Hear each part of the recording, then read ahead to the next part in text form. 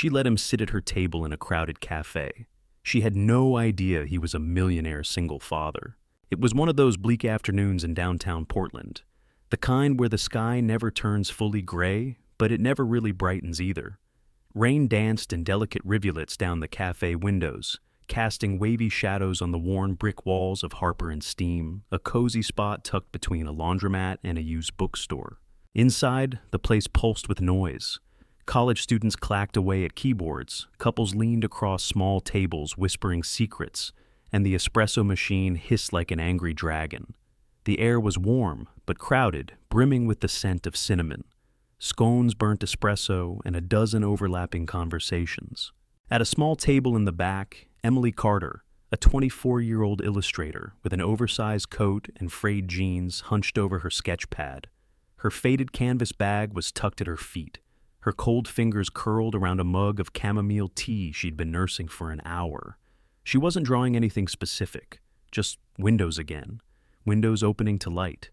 It was the only thing that felt stable lately. She hadn't had a paid job in weeks. Her landlord was running out of patience. But right now, at least in this moment, pencil strokes on paper gave her purpose. Then the door chimed. A gust of cold air blew in, followed by a tall man soaked to the shoulders, his long coat clinging to him. Beside him was a little girl no older than 5, curls sticking out from under her fuzzy earmuffs. She was trembling, her eyes darting around like a frightened animal. Her hands pressed hard to her ears to block out the din. The man approached the counter. "Excuse me," he said in a quiet but firm voice. "Is there anywhere we could sit? My daughter's a bit overwhelmed." The barista gave a sympathetic look. "Sorry we're slammed. Nothing open." The girl's lower lip quivered. Her breathing quickened. She looked like she might burst into tears any second. Emily watched the scene unfold, heart clenching. She looked down at the empty chair across from her, then raised her hand. "You can sit here," she called out softly. The man turned surprised. "Are you sure?" She nodded. "Looks like she needs a quiet spot." He hesitated, studying her for a moment. Then gently he guided the little girl over. They sat. The girl pressed herself into her father's side, still visibly shaking. Emily reached into her bag and pulled out an old crayon box, edges taped cardboard worn. She slid it gently onto the table. "Would you like to draw?" she asked the girl, her voice warm, like a lullaby. "It always helps me when the world feels too loud." The girl didn't move at first, but slowly, curiously, she reached forward, selected a pale blue crayon, and nodded. "What do you like to draw most?" Emily asked. The little girl whispered, "Butterflies." Emily smiled and tore a clean sheet from her sketch pad. "Then, let's make the prettiest butterfly in the whole cafe." The girl, still unsure, looked up at her father. He gave her a reassuring smile. "Go ahead, honey." She leaned over the page, her tongue peeking out between her lips as she began to draw. Her fingers were still shaky, but her breathing slowed. Color bloomed on the page like a slow sunrise. Emily watched her quietly, her own heart beginning to lift. From the corner of her eye, she noticed a woman nearby give her a look, disdain wrapped in a tight smirk. "You just let some random man sit with you," the woman scoffed under her breath. Emily didn't flinch. "Sometimes people don't need space," she replied calmly. "They need kindness." The little girl giggled, a delicate musical sound that silenced the judgment. Across the table, the man smiled, watching the butterfly take form. He pulled out his phone, not to share, but to save the moment. The scene, his daughter, smiling again, a stranger with tired eyes offering joy without condition. A memory he didn't want to lose. Their eyes met. Something passed between them. Not romance, not yet, but recognition, gratitude, respect. Emily looked away quickly, cheeks warming. She tapped her pencil beside the butterfly sketch. "I think she's making magic," she whispered. Outside, the rain had slowed to a drizzle, the windows fogging with warmth. Inside, one table stood apart from the clatter and rush. In that small cafe, among mismatched chairs and chipped mugs, 3 lives had quietly begun to entwine. Through crayons, compassion, and a butterfly taking flight. The cold hit sharper at night. Emily tugged her coat tighter around her shoulders as she stepped out of the cafe and into the whispering dark of Hawthorne Avenue.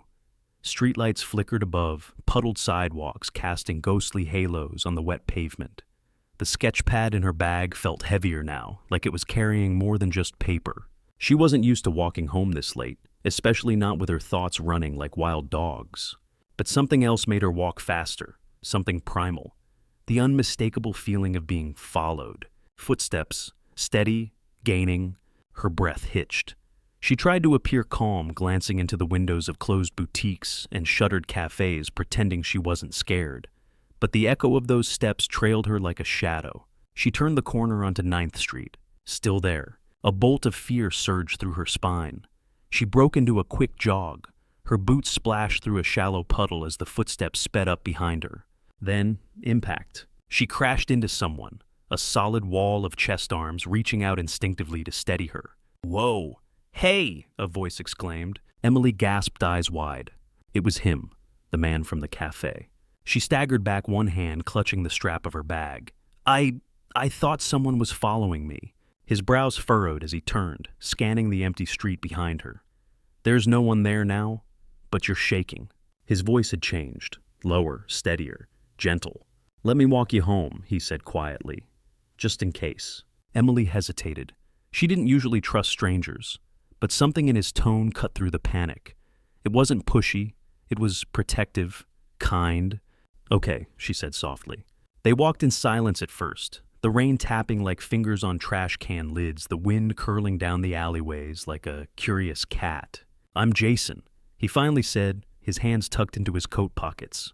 "Emily," she replied, voice still shaky. "Nice to meet you." Again. He smiled. "My daughter really liked drawing with you. She hasn't been that calm in a long time." "She's got a good eye for color," Emily said, allowing a small smile. "Butterflies are my favorite too." They crossed a quiet intersection, the signal blinking yellow. Jason glanced at her. "You looked like you were drawing something important back there." Emily let out a breath that almost resembled a laugh. "It's how I stay sane." She paused. "I lost my last client a month ago. They just vanished. Haven't had a paid gig since. I'm behind on rent. Every gallery I submit to tells me I'm not what they're looking for. Some days, I think they're right." Jason said nothing, just walked beside her, listening. "I still draw," she continued. "Windows, butterflies, light. I don't even know why. Maybe it's habit. Maybe I'm just stubborn." He stopped walking. They were in front of her building now, an old duplex with cracked steps and ivy creeping up the mailbox. "Because it matters," he said. Emily looked at him surprised. "I've seen people give up," Jason added, "but you haven't. That means something." A soft wind brushed between them. "Thank you," she murmured, "for walking me and for letting your daughter draw with me. She reminded me why I started sketching in the first place." Jason reached into his coat pocket and held out a small card. "In case you ever need anything," he said, tone easy, "even just another cup of tea." She took the card. It was simple, just a name, Jason. No title, no company, no phone number. Before she could respond, he was already stepping back. "Good night, Emily," he said with a faint smile. She stood on the steps watching him disappear into the mist. Her fingers clutched the card, but it wasn't the paper that felt heavy. It was the silence he left behind, thick with questions. And as she climbed the stairs to her attic apartment, one thought echoed louder than the rest. "I have a feeling that wasn't the last time I'll see him."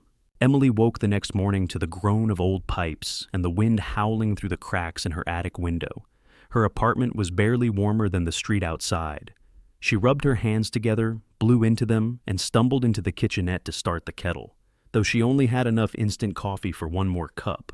She wrapped herself in a blanket and stared out at the gray skyline, trying to ignore the red envelope taped to her fridge, her final rent warning. A loud knock startled her. She shuffled over to the door, heart sinking before she even opened it. Emily came the familiar sharp voice of her landlady, Mrs. Langford, a woman who wore disapproval like perfume. She stood in the hallway, arms crossed, gaze hard. "You know what day it is?" Emily gripped the doorknob. "I do. I need a little more time." "You said that last week. I've been more than generous." "I have a gallery appointment today," Emily offered quickly. "If they like my portfolio." Mrs. Langford cut her off. If, that's all I hear from you artists. Next Friday full amount, or I'm changing the locks." "Understood." Emily nodded, her stomach knotting. The door clicked shut, and she leaned against it, fighting the urge to slide down to the floor and cry. That afternoon she bundled up in her warmest layers, though most of them had holes. and headed across the river to Stone and Ward, the gallery she'd dreamed of for years. Its glass facade loomed over the street like a monument to people who made it. Inside it was pristine, white walls, sharp lighting, and the faint smell of eucalyptus and polish. A woman with sleek hair and high heels met her at the front desk. Her name tag read Chloe. "Hi, I'm Emily Carter." Emily began, her voice soft but hopeful. "I submitted my portfolio a few months ago. You said I could bring in more samples." Chloe gave her a once-over, the threadbare scarf, the smudged sketch pad, the hopeful eyes. "Oh, the one with the butterflies," she said coolly. Emily blinked. "Yes." Chloe offered a practiced smile. "Look, art is business. We sell bold, provocative pieces, not coffee shop doodles." Emily's heart stilled. "I'm sorry," Chloe added with zero sincerity. "We're just not interested." She turned and walked off, heels clicking like punctuation. Emily stood motionless, heat rising in her cheeks. She blinked back tears, then turned and walked back out into the cold. Her feet wandered without aim, past flower stalls and bookstores, past a kid playing violin on the corner, the notes thin in the wind. Eventually she ended up outside Harper and Steam again, the cafe from the other day. Through the fog glass, she could see the corner table where it all began. It was empty now, sunlight hitting it, just so, casting long shadows that looked like wings. She stood there staring, her breath misting the glass. A sad smile tugged at her lips, but her eyes betrayed the weight she carried. The exhaustion, the hunger, the hollow feeling of trying so hard for so long and still falling short. That night she counted the bills in her wallet, just enough for a loaf of bread and maybe a can of soup.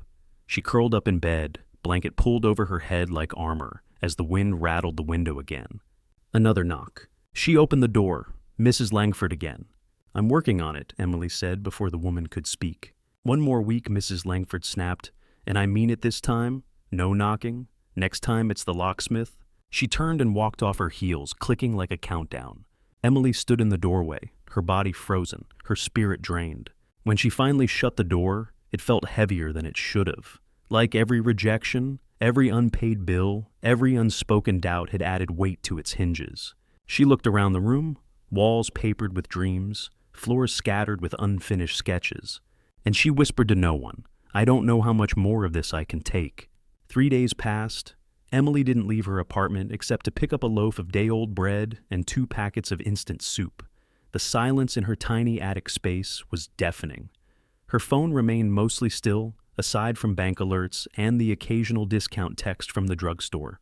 She didn't expect it to light up with anything real. But on Thursday morning, while sipping weak coffee and sketching half-heartedly on the back of a junk mail envelope, her phone buzzed. A new email. Subject line, "We saw your work." Emily blinked. Her finger hovered over the screen before she tapped it open. The message was short, unnervingly so. "We've seen your butterflies. Come in for a conversation. Tomorrow, 3 p.m. Address 142 Marlowe Street, the Halcyon Gallery." No signature, no phone number. Her heart skipped. The Halcyon. She had walked past it a dozen times, but had never dared to step in. It was the kind of place where artists wore sunglasses indoors and pieces sold for the price of a used car. It had to be a mistake, or a prank, or spam. But what if it wasn't? She searched the sender's address. No luck. Then she looked around her apartment again. The nearly empty fridge, the red envelope on the fridge, her dwindling supply of sketch paper. Then, with trembling fingers, she pressed her only clean pair of pants and packed her best drawings into a worn leather folder. She told herself, "If it's a joke, at least I'll know." Friday, 2:55 p.m. Emily stood in front of the Halcyon Gallery, her breath fogging in the winter air. She adjusted her scarf and walked through the glass doors. Inside, the space glowed. Natural light filtered in through high skylights, brushing against sleek wooden floors and walls painted in soft gray tones. Sculptures floated like whispers in the corners, and framed canvases stretched with impossible confidence along the gallery's halls. She felt invisible. At the front desk, a woman in a tailored blazer and chunky glasses looked up and smiled. "Ms. Carter." Emily blinked. "Yes, we've been expecting you. Right this way." Expecting her. She followed the woman down a hushed corridor, each step muffled by the thick carpet. At the end were 2 glass-paneled doors. The receptionist pushed them open. "Go on in," she said. Emily stepped forward. and froze. The man from the cafe, Jason, stood there, his hands in his pockets, wearing a navy jacket and jeans, but somehow looking as if he belonged among million-dollar frames. Behind him, the walls were lined with sketches. Her sketches, butterflies and charcoal and ink, windows cracking open to light, pages she thought she'd lost. One still had a coffee ring in the corner. She turned to him, stunned. "You—" Jason smiled. "I had the cafe retrieve the pages you left behind. I hoped you'd come back."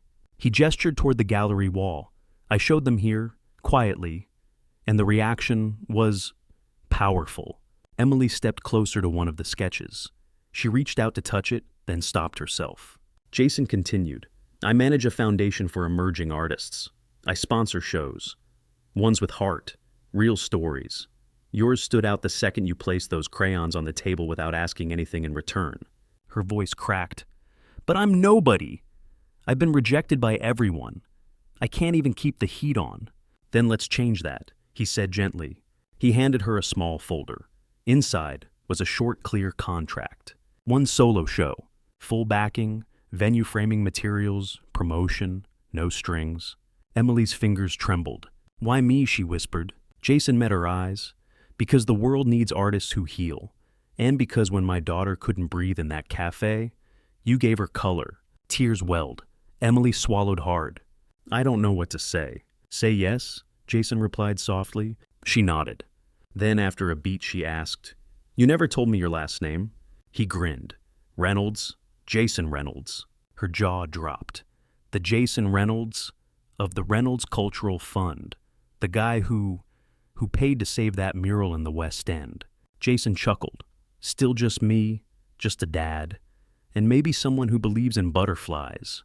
Emily laughed through her tears, and for the first time in years, she said something she hadn't felt in ages. "I think I might be ready to fly." For the next 6 weeks, Emily barely left her apartment, but not because she was hiding. No, this time she was creating.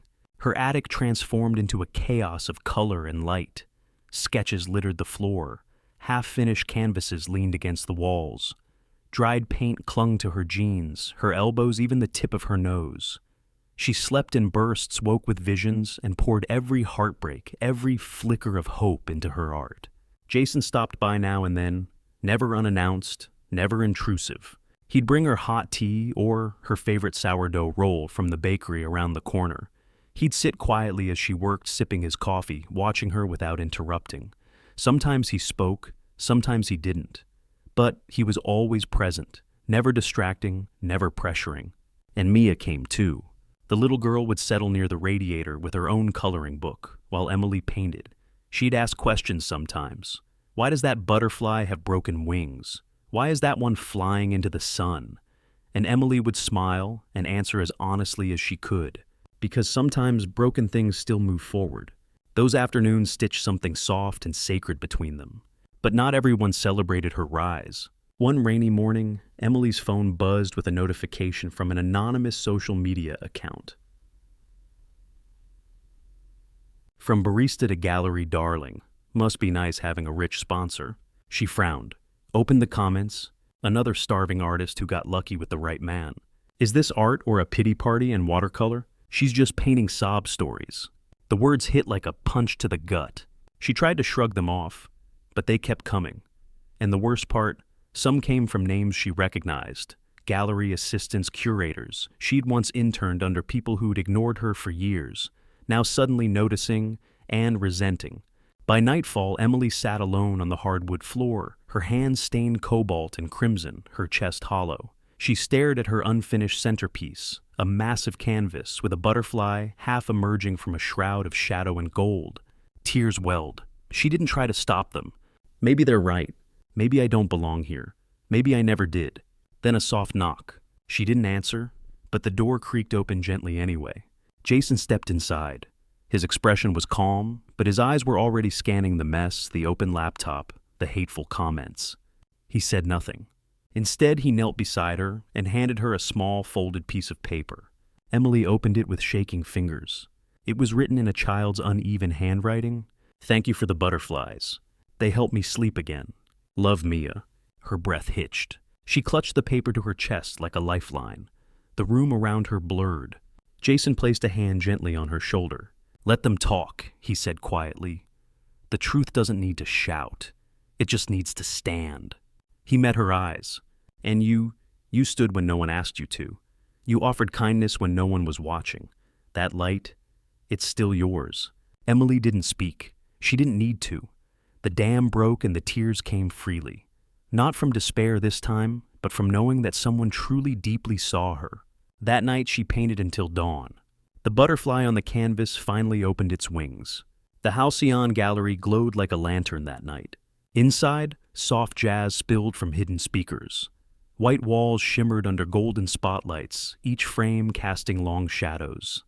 Champagne flutes clinked quietly in the hands of art collectors, local press, and curious visitors. But the true centerpiece wasn't the guests or the wine, it was the butterflies. They danced on every canvas, ink acrylic, charcoal, pastel. Some soared across blazing skies. Others perched delicately on windowsills. Every brushstroke whispered resilience, transformation, quiet rebellion. Emily stood near the entrance, nervously smoothing the skirt of her navy blue dress. Her palms were clammy, and she hadn't eaten all day. But she stood tall, her hair loosely pinned, a subtle shimmer of gold dust on her collarbone. This was her night. Jason stayed a few steps behind the crowd, watching with quiet pride. He wasn't here to take credit, only to witness what happened when someone chose to believe in someone else. People gathered near her largest piece, Flight from Silence, the very canvas she'd wept in front of the butterfly, bursting from shadow into light. One woman gasped. A man wiped his eye. Emily answered questions humbly. She shared the story behind the butterflies, how they began in silence and survival, how each one marked a moment she almost gave up. Her voice was soft but unwavering. Her truth rang louder than any of the gossip had. But then, the gallery doors opened, and the room quieted. A child walked in slowly, her curly hair tucked into a silver headband, wearing a simple white dress that shimmered like moonlight. In her small hand, she carried a worn crayon box, faded taped at the edges. Emily froze. "Mia?" Jason stepped forward, offering a brief nod to Emily, then turned to his daughter. The girl weaved through the guests like a small breeze, making her way to Emily. Without a word, she wrapped her arms around her waist. "Can I draw another butterfly next to yours?" she asked, her voice a whisper that cut through everything. Emily dropped to her knees, eyes brimming. "Yes, darling. Right here." She guided Mia to a small easel beside Flight from Silence. A blank square canvas waited mounted just for her. Emily handed her a pink crayon from the old box. The little girl crouched on the stool tongue between her teeth in concentration. Her tiny hand moved slowly, drawing loops and curves, until a butterfly emerged, bright and hopeful, nestled beside Emily's painted one.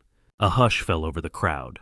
No one spoke, not out of politeness, but reverence.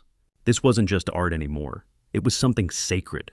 Jason watched from across the room, his chest tight with emotion, and pride, and something deeper. He stepped forward, and for a moment, it was just the three of them, Emily, Mia, and Jason, framed in soft light and stillness. He extended his hand to Emily. She took it, her fingers slipping into his, grounding her in the most surreal moment of her life. As the guests slowly began to talk again, Jason leaned toward her, voice low. "You gave her calm when I couldn't," he said. "You gave her color when everything felt gray."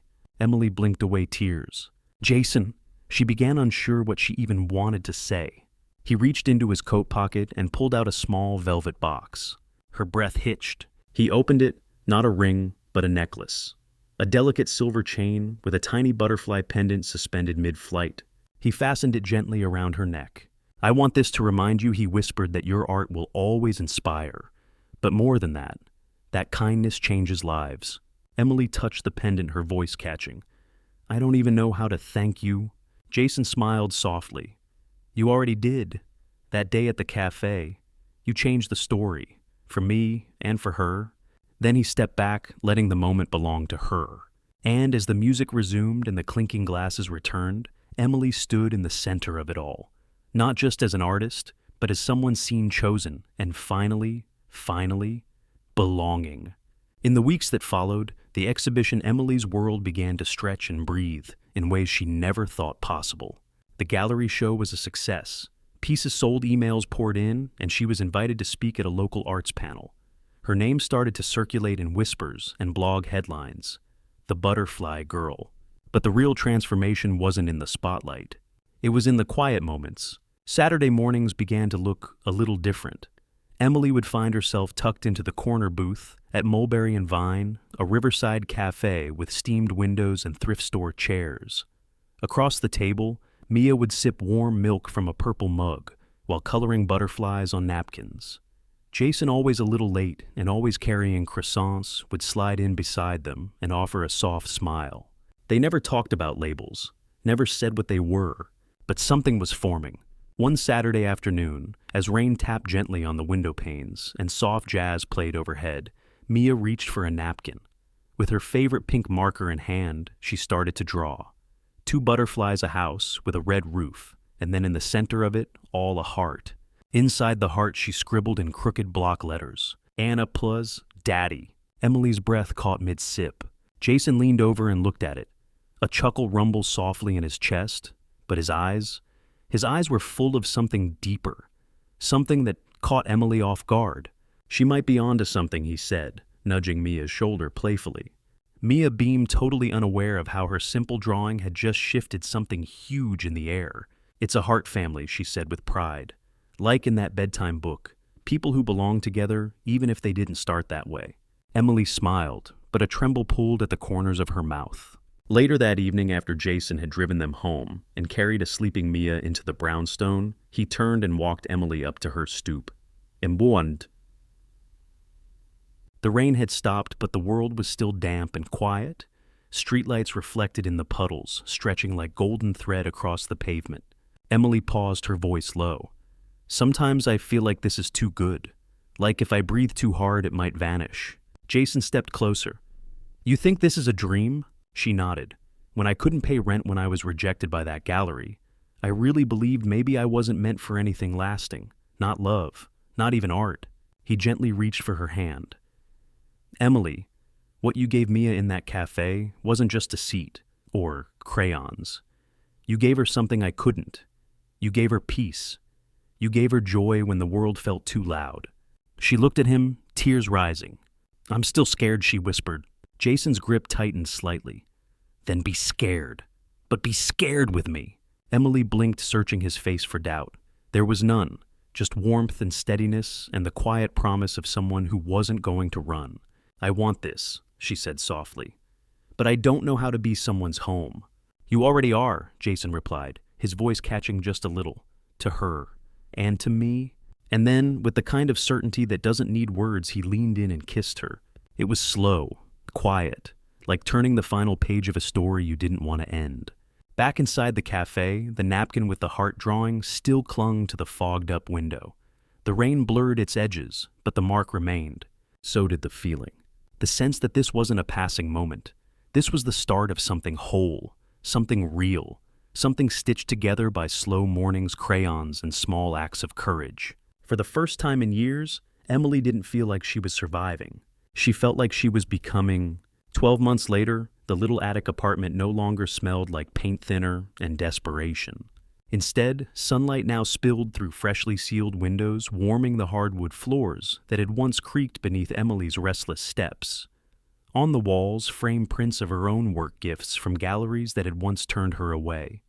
In the corner sat a cozy reading nook, Mia's favorite spot, with a small hand-painted sign that read, Butterfly Headquarters. But this was no fairy tale ending. It was something better, real, lived in and growing every day. After the success of her exhibition, Emily didn't just become a name. She became a movement. With Jason's quiet support and the full resources of the Reynolds Cultural Fund, she launched a free weekly art program for kids who needed it most. The classroom, tucked inside a renovated community center in East Portland, was always buzzing with laughter and smears of color. There, Emily stood not just as a teacher, but as proof. Proof that messy beginnings didn't mean hopeless endings. Children came in, carrying burdens far too heavy for their age. Some quiet with anxiety, others loud from loneliness. And yet, by the end of each class, their fingers were sticky with glue, their cheeks flushed with excitement, and their drawings alive with dragons, dreamscapes, and, yes, Plenty of butterflies.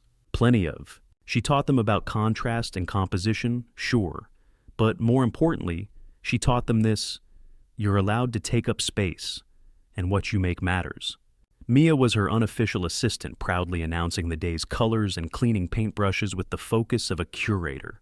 She called the kids her studio siblings, and sometimes wore her old crayon box like a purse slung over her shoulder, as if it were a priceless relic. Jason, well, he never hovered. He'd show up early sometimes to help set up chairs or stay late to mop the floor without being asked. His support was quiet but constant, a steady rhythm behind the melody. Emily often found herself watching him when he wasn't looking. How he crouched to tie Mia's shoe.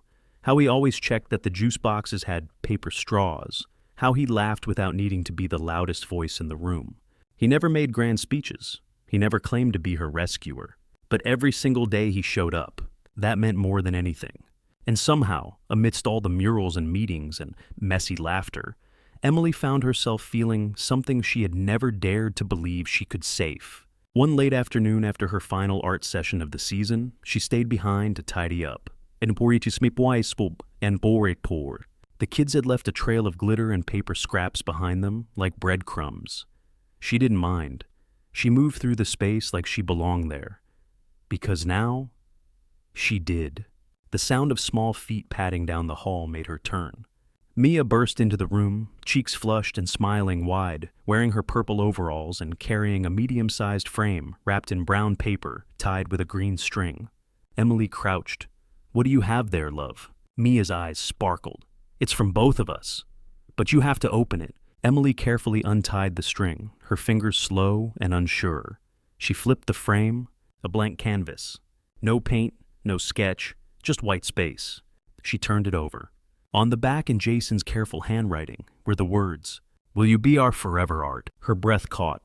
She looked up, and there he was. Jason stood in the doorway in a soft blue shirt sleeves rolled to his elbows, a velvet box in his hand. Emily's heart began to race. He crossed the room, slowly knelt beside Mia, and looked up at the woman who had changed both their lives. "You healed her," he said, "and you healed me. You showed us how to color outside the lines and still find beauty. You gave us a story we didn't know how to begin." He opened the box. Inside, a delicate ring with a soft sapphire nestled in a swirl of gold. Simple, elegant, unmistakably her. "Will you paint this life with us forever?" Emily couldn't speak. Tears pooled in her eyes, her breath trembling. She dropped to her knees, hands pressed to her chest, her head nodding before the words even formed. "Yes," she whispered. Then louder, "Yes!" Mia squealed and threw her arms around them both, nearly knocking the ring from its box.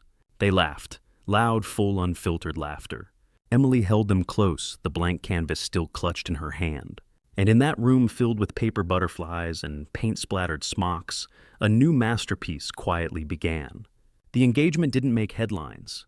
There were no paparazzi, no viral videos, no champagne-soaked rooftop celebrations. Instead, it was Sunday morning, and the sun peeked gently through the curtains of Emily's now sunlit home. A home filled not with riches, but with love. The blank canvas that held Jason's questions was now framed above her desk. Not painted, not touched. Still white, untouched, sacred. Because for Emily, it said more than any color ever could. Planning the wedding was never about the dress or the guest list. It was about the little things. Finding a moment in the middle of the week to laugh over breakfast, letting Mia choose wildflowers from the community garden, sharing paint-stained hugs and late-night tea in the studio. They decided on a small ceremony in the greenhouse behind the community center. Mia insisted on being the flower artist, not just the flower girl. She spent an entire weekend creating tissue paper butterflies that would hang above them like blessings.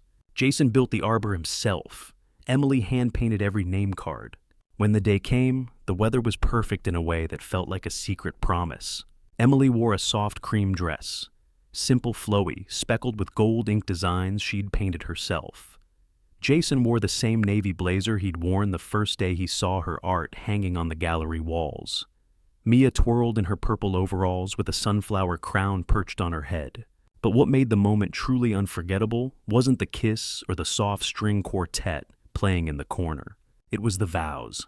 Jason looked into Emily's eyes and said, You taught me that art is more than paint and canvas. It's quiet moments. It's healing without words. It's letting someone in when your world feels too small. I promise to keep showing up. For you, for Mia, for whatever we build next. Emily's voice shook as she replied, "You didn't just believe in my art. You believed in me when I didn't know how to believe in myself. You saw me as more than broken, more than struggling. You saw color in the gray, and I promise to keep painting this life with you, one breath, one brushstroke, one ordinary miracle at a time." They sealed their promises with a kiss that wasn't loud or cinematic, but it was real. It was steady. It was everything. The guests erupted into soft cheers. Mia ran to them, arms open wide, butterflies still floating gently above them in the greenhouse air. Later that night, after the world had quieted, Emily stood in her studio alone. She stared at the largest canvas she'd ever owned, blank and waiting. Then slowly she began to paint. She painted a little girl with curly hair standing in a field of light. She painted a man, strong and soft, his hand resting on the girl's shoulder. And beside them, a woman with golden hair holding a paintbrush outstretched, not to capture what had been, but to shape what could be. A family. She titled it, "The Painting That Never Dried." Because love, real love, isn't something you finish. It's something you build, you revise, you layer, you live in, one brushstroke at a time. Not every masterpiece hangs in a gallery. Some live in quiet corners of small apartments. In a child's crayon drawing on a foggy cafe window. In the warmth of a voice that says, "I see you. I'm staying." In the trembling yes whispered between two people who once thought they'd lost everything. Emily's story isn't about overnight success or magical endings. It's about kindness, the kind that doesn't ask for attention. It's about resilience, the kind built one sketch, one rejection, one leap of faith at a time. And most of all, it's about the people who walk into your life when you least expect them, and stay long enough to color in the parts you thought would always be blank. Jason didn't just sponsor her art, he believed in her heart. And Mia didn't just draw a butterfly, she brought a woman back to life. Together they didn't find perfection. They found something far rarer, a home, a place to heal, to grow, to keep creating even on the hard days. So if you've ever felt unseen, unheard, unchosen, if you've ever stood outside in the rain wondering if you matter, let this story remind you. The right moment may be quiet, the right person may arrive in silence, but the impact of a small act of compassion, that can change everything. Because sometimes the greatest love stories begin not with a grand gesture, but with a simple invitation. You can sit here